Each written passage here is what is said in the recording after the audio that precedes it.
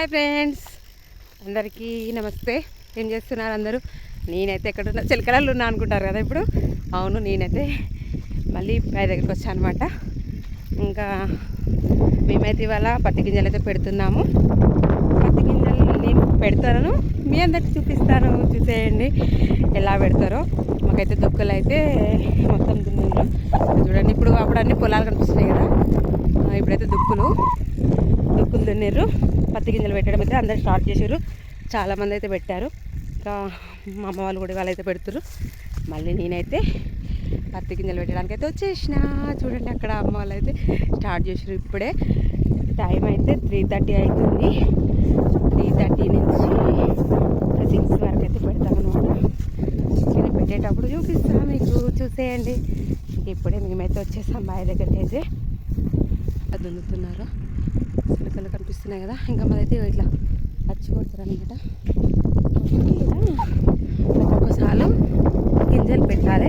నేను గింజలు పెడుతుంటే మీకైతే చూపిస్తా, చూడండి. చూడండి ఫ్రెండ్స్, మేమైతే గింజలు పెట్టడం అయితే స్టార్ట్ చేసాము. ఇంకా 4 మెంబర్స్ అయితే పెడుతున్నాము.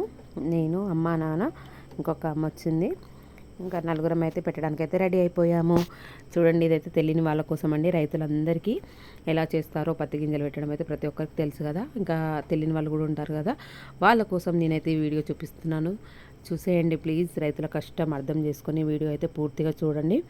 ఎందుకంటే రైతులు చాలా కష్టపడతారు. ఇంకా వాళ్ళు లేనిదే మనం లేము.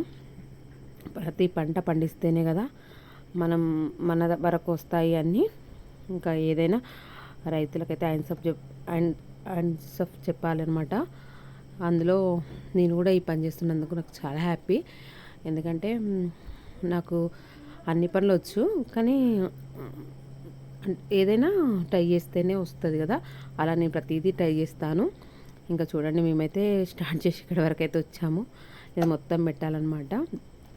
ఇంకా పెట్టుకుంటూ ఇక్కడ వరకు అయితే వచ్చేసాము. మిడిల్లో వరకు వచ్చాము.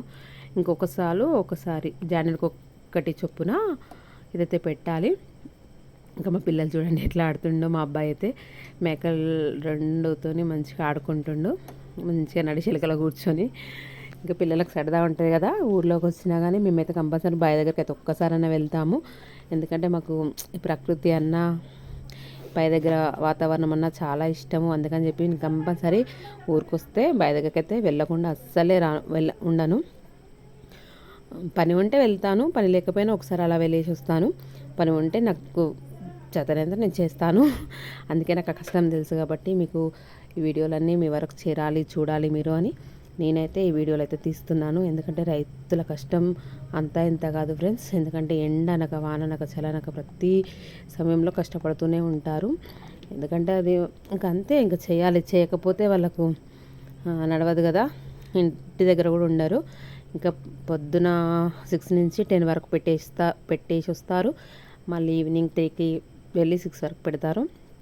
ఎందుకంటే సమ్మర్లో ఇప్పుడు రోహిణి కడితే కదా, ఇవి రోహిణి కడతలోనే ఈ పత్తి గింజలు పెట్టాలి.